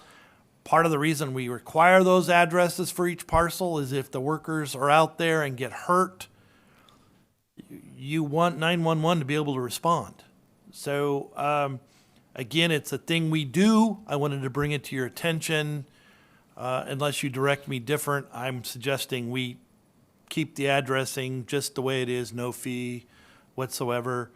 I'm good with I also want the public to know that, that largely this is a public benefit. I mean, if you're out and run into the ditch out there and there happens to be an address out there, great. At least I can tell you where I'm at rather than, well, just keep driving until you find me. That's not a very good description for the responders, first responders. So, okay, next. Our approach permits. We require an approach permit on every building that's done. So you put in a house, we require you to go to the Public Works and get an approach permit. That would be considered a permanent approach. There are some, in talking with Craig, some temporary approach permits. And just to preface this before my farming commissioners jump all over me for even having this discussion, I'm not talking about driving off the field, driving off the road to get into a farm field. I don't even want that to be part of the discussion here, to be honest, because to me that is not an approach. A temporary approach would be if you had massive amount of trucks, maybe losing one location for a certain amount of time, and Craig can kick in here in a minute. That would be a temporary approach, which may be, is it in a safe place? Do we need to actually have a sign out on the road that says, hey, trucks entering, so that the public is safe and the people who are coming in and out of that location would be safe? Again, if you have anything to add to that. No, I just add that, the purpose, our interest, county's interest, county engineer's interest in approaches are twofold. One, we're looking for impact to the road. What is is more traffic coming on the road? Is it stressing the road? Is it going in the long term cost us more to maintain that area? That's one. The primary reason that we are interested in approaches is safety. Where are they? Is there good sight distance to these approaches so that people can see that there is a possibility of oncoming traffic? Any place that we have an approach is a potential conflict point where there could be an accident. So we want these to be safe. We want there to be plenty of notice for people on the roadway that, hey, there may be something coming into the road. That's our primary concern with approaches. Okay, so. And these are two, and the approaches that as they work in themselves, and there's really kind of alluded to a temporary approach, which is used for construction, for longer term or high volume agricultural work where we're sending a lot of trucks on the roadway. Sometimes those approaches aren't in place. They have to be there because you need to be able to remove your equipment, but they're maybe not be in the safest place possible with the road. Hence, we need to add signage or whatever to tell the public, hey, there's a conflict here. And part of this comes back to the addressing. Yes, and question on the approaches. I just have a brand-new shop building that was built right across from where I reside as a shop. And there is a culvert on an approach. It's on Glade Road. It's right across from 12901. On that approach, there is a culvert that they had to put in. And the culvert, each end of the culvert are in a hole because it has a slope and it goes downhill. I'm just wondering, where is the common sense and reasoning? And we don't need a culvert there. There's no way there's water going to drain there. It's in a hole on both sides. I'm not personally the one that's going out there and inspecting each and every one of these approaches. I know, Craig, but who makes that decision?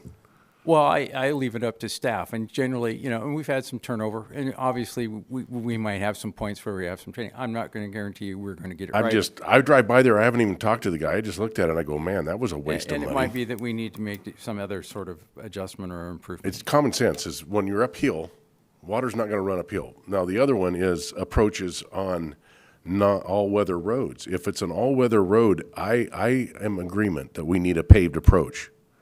But if it's not an all-weather road, and it is soon to become an all-weather road, those approaches, especially if they're concrete, will not withstand that. They will have to be tore out to make that an all-weather road because you broaden the shoulders, you make the road wider, and therefore those approaches on non-all-weather roads that are concrete, there's a waste of money.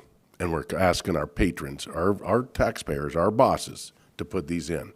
We need to look at that, and we need to be more reasonable. If it's an all-weather road, yes, paved approach. If it's not an all-weather road, I know we're trying to keep the gravel off the road, but I'm going by these paved approaches, and there's gravel all over in front of these paved approaches also. We're not going to stop gravel from getting on the road. Just my opinion as a commissioner. I don't want to get this too deep into what this type has been of a pet approach. peeve for me for a long time. I was a little leery to bring this up. I knew that already. But the reality is, right now, you're not charging anything for approaches. That's correct. And so when we have an approach for a home, in most cases, it's somebody building a house, and they need an approach, or they're building a shop and they're putting in a driveway. We're trying to make sure that it's safe. I require it from my department that they go to Public Works and get it. There's a lot of work back and forth between our departments to make sure that that approach is in, and it's normally they have to send somebody out to make sure it's going to be put in the right location safely and be done. We're not charging a fee now. Okay, so Wes, Should we charge a fee? the fee is not the question in play. It's the requirement of a paved approach. Well, Commissioner, if I might, I didn't come here to discuss the approach policy today. I'm looking at... I know, but I'm bringing it up because it's a pet peeve of mine I've been working on. We'll bring it to you in a workshop in the near future. Let's do that soon. You know, and I do have... I'm tired of hearing from the people out there. I do have some opinions on that, and I will share them with you at that time. Okay. Right now, I'm more concerned about the approach fees because of what, approaches benefit the landowner. If there's no approaches on a road, well, I got a safe road. Now, it might not be a useful road, but it is a safe road. But the approaches basically are there for the benefit of the landowner in whatever capacity. Mm-hmm. We spend anywhere from $50,000 to $60,000 a year as a department processing these things. That's being spread out to every person in the county right now.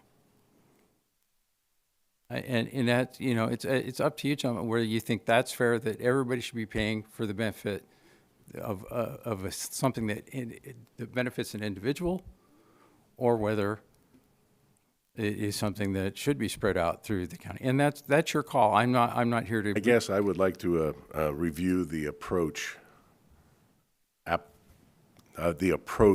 requirement before we address a fee, because if we're going to make these people put a $10,000 paved approach on a non-all-weather road and then hit them with a permit too, I mean... Well, there's several different ways we can look at that. I'm just mostly looking at for direction on how do you want me to determine a fee, or do you want me to determine if there should be a fee?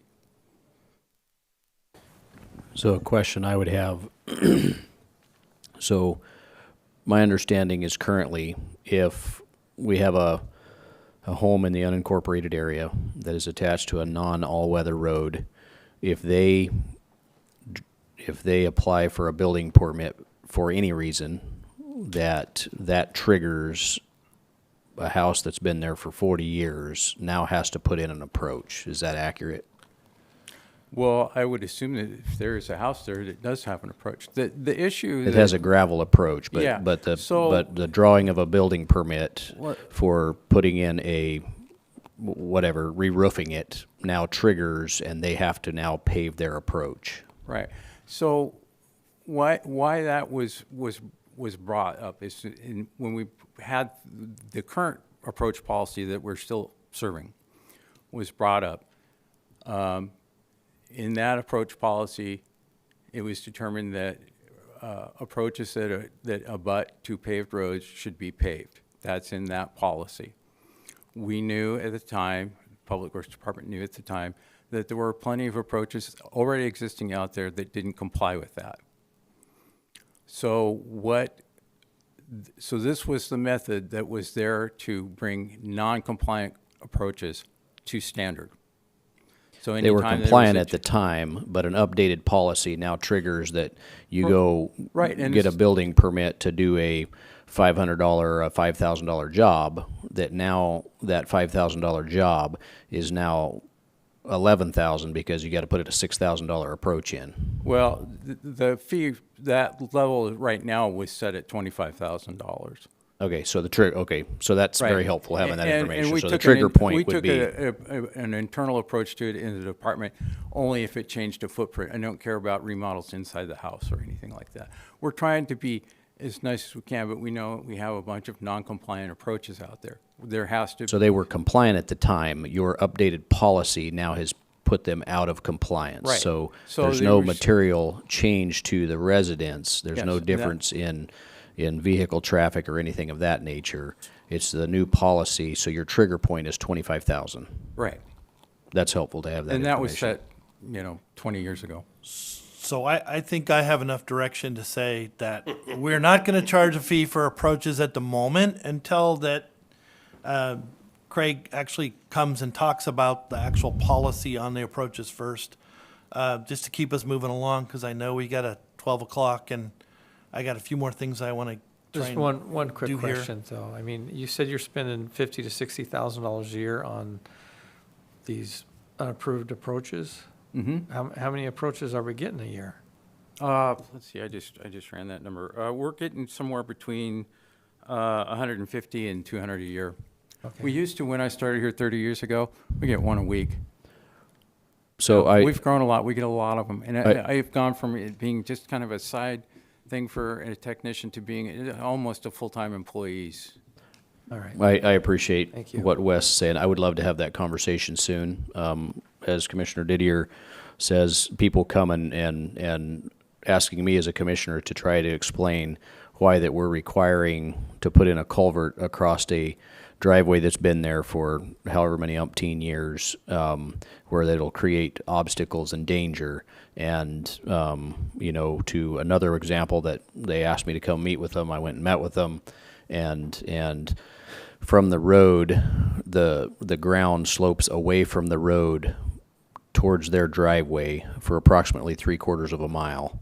And so the NOAA level flood that would have to happen in order for there to be water in that ditch. And they were very angry and said that they had asked for an exception. There was no exception being willing, and so I don't know the full story. I'm not Their familiar driveway with is that there. particular case. Their driveway is there, and there is no culvert. I went back later to check, so somehow there was able to be something figured out. But a level of common sense is helpful, and I'm not saying that you guys aren't doing that, but I would like to have that conversation for a policy Well, like I process. said, we're not perfect. We make mistakes too. And, we'll try and rectify them when we come across them. I don't think I'm trying to be unreasonable. Yeah, and I am not opposed to there being a reasonable fee because no, and there, that's it does just cost to all do I came here stuff. for is what approach do you want me to take? Are we going to look at recovering what it costs us to process these? Are we going to look at, partial? The approach fees for other counties, for example, are over the place because I think it's a policy that got set many, many years ago, and like this one, it's been collecting dust for decades. My interest would be in understanding what triggers the requirements, so I'd like to. Well, I think that's a lively discussion that we can have is what, what are we going to accept when we make a change in the approach policy like happened 25 years ago as to how are we going to deal with things that no longer comply with this? And when some people do, there are things that require an approach permit. So if you're asking for an approach permit, shouldn't you have to be brought up to the current standard? Yes. And that's what that mechanism was for. Okay, well, I think we do this, a workshop on that at a later time. Yeah, And all we'll right. let Wes continue. Okay, and for the meantime, we'll just stay as status quo. Thank you. The other is subdivision roads. Whether it's short plat or long plat, there's a lot of roads going in when they do a subdivision that are intended to go to the county, to be a county road when they do the proposal, and those have to be inspected by the road department. We're interested in making sure at the subdivision approval side of it from my department that we get his sign off from his department saying that they are meeting county road standards. That's part of the subdivision approval process. And I think currently we are charging an inspection fee for that. Again, my recommendation is that we continue to charge a fee at cost on that particular item, since that road is coming into the county system. At cost. Yeah. Okay, that takes care of that. So I got a few others here that are not currently scheduled, and trying to wrap this up. H2A housing. We do a very short review and issue a letter whenever we get an H2A housing approval. My department does really nothing with the H2A housing. That's all handled by state departments, other than we have to do a very short review and issue a letter. And so that was brought up to me yesterday by my staff in talking with them. Should we be charging a fee to do that review? Again, it would be a small fee, but there is staff time put on that, or do we just do that as part of the public service? So an explanation, H2A housing is? That's ag farm worker housing. Sorry, I guess I should have That's what I thought. elaborated a little bit That's all more. right, it's for the public. I should know. Thank you. So thoughts on that one? Our jurisdiction is very, very minimal, if memory serves me correct. And so the letter is essentially an acknowledgement that we've received the application and the jurisdiction is primarily within the state. And so our acknowledgement letter, I don't think, should have a fee with it. If it requires, plan review to some level, I wouldn't be opposed of mirroring essentially what we do with a single-family residential house. Okay, great. If you guys are good with that, that's good direction. Final plat review. Our code actually requires a application for these.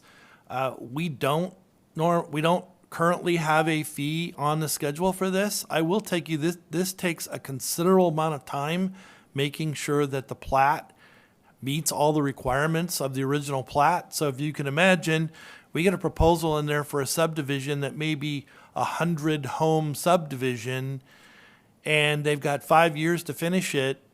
Well, 2 or 3 years from the date they were approved, we get the plat back we have to go back and dig into paperwork and then make sure that every lot's addressed, it's all where it's supposed to be, it still meets the same standards, that all the conditions are being met. Sometimes this takes multiple hours to go over, and we don't charge a fee for that. Again, I would be looking at cost recovery on that one if there's no... Cost recovery. Okay. Plat modification. is another one we don't charge for. This falls on the director, falls on myself right now.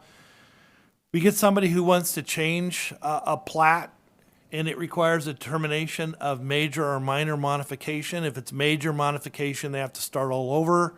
If it's a minor modification, I do that analysis and I issue a letter saying it's a minor modification. You can go ahead and make that change and move forward. And then it comes in the final review. My question is, should we be charging for that minor or major, the plat modification determination to be made? I think all of these that are in front of us,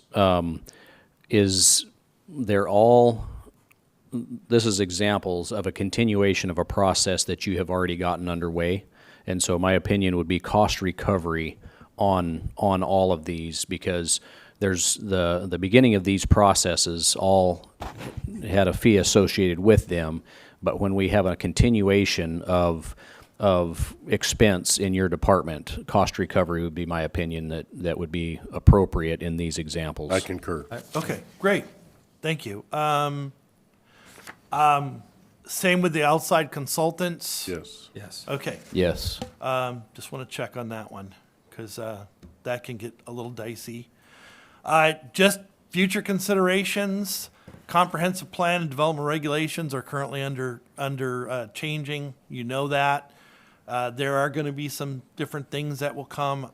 We're going to have a hearing examiner, or at least that's my intent. Obviously, we won't have if you gentlemen don't pass it. That is my preference. We will have administrative conditional permits, something we don't currently have right now. And that So, will include a height variance. So we will, Sorry, we can- that's one we that can- we can for deal 2 with that years one, we've yes, been. sir. That needs to be an administrative process. so I just want you to be aware that if I bring you a proposal in the next short order, we will be coming back again, even if we do have an automatic increase. And my last slide is basically, thank you, gentlemen. This has been a great help for me. I will put something together based on your policy direction to propose, and I will publish that because it has to go through hearing. I will publish the notice and bring you that proposal. If you'd like me to share that proposal before I publish it, I can do so. Or if you're good with just bringing it to a hearing, what's your will on that? Just let I'd me like know. it shared. It would be my preference to see a draft. Okay. I can bring a draft and then get your direction on whether or not we're ready to go to publish for the hearing. Sounds good, and And, thank you for your time, and thank you for all your hard work for the county and helping keep our costs low to the citizens. Appreciate that. I don't like paying cost any more than anybody else, Right, so. well, While I know that, this went just a little bit slower than we had hoped, I don't want this, time being short to insinuate in any way that we don't appreciate all the hard work you're doing. Because working in the development world every day, you've done a lot of work and I can see it, and it's hard to articulate, and so thank you so much to you and your staff. Please extend that appreciation to them. And I'd like Well, to say the same yeah. thing. Thank you, Yeah. Wes. And I'd just like to say that Craig, I appreciate you. I appreciate your employees. I'm just trying to help out. I'm getting a lot of people in my ear on cost of putting in a paved approach on a roadway that is not all weather, and it is an extreme cost that these people are having to pay. So I'm only reiterating what I'm hearing from my bosses. That's the things we need to discuss in policy. Yes. Thank you. Because there are multiple sides to it. Yeah, that's right. I'll just leave it at that. Thank you. Yep, thank you. Is there Thank you. anybody in the room for public comment? On the phone, hearing, seeing none. Any other business? This workshop is adjourned. Thank you. I'm just going to the department head meeting. I am